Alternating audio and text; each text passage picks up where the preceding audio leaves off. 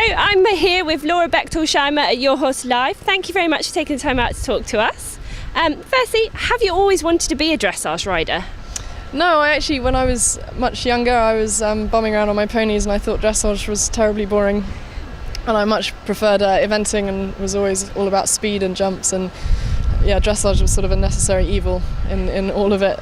So actually it was not until my early teens that I started to realise that there was more to dressage, especially at a higher level than I'd realised and than I thought, and it was actually a lot more interesting, and I got quite hooked on all the sort of the discipline and the finesse of it all, and yeah, it sort of went from there.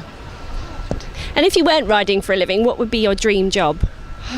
So many things you can do nowadays. I think I would probably be a political journalist, maybe based off somewhere really exciting, sort of in the thick of things.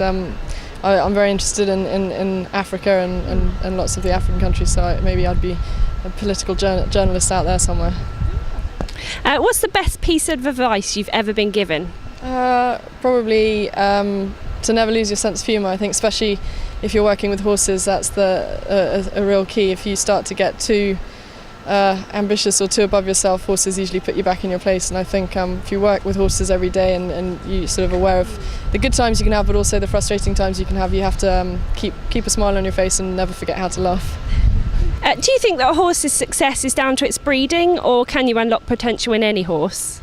I think, breeding, there's definitely a pattern there. There's a reason why top breeds, top stallions do well across the board, but there's always exceptions to the rule. Some horses have maybe not the right breeding or not the right conformation and a big heart, and they still can become very successful. So I think it's a lot to do with the connection you have to the horse. Certain horses suit one person and not another. Doesn't mean the horse is not good or the rider isn't good. It's just finding a horse that suits you, and also making sure that the horse has the right temperament. There's so many elements and pieces of the puzzle that have to fit together for it to be a successful combination.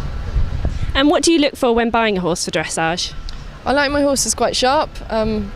Preferably, I'd rather them on the too sharp side than me having to kick a lot size. They've got to be intelligent and keen to learn. They've got to be interested in what you're doing. It's no good having a fantastic mover that doesn't want to know.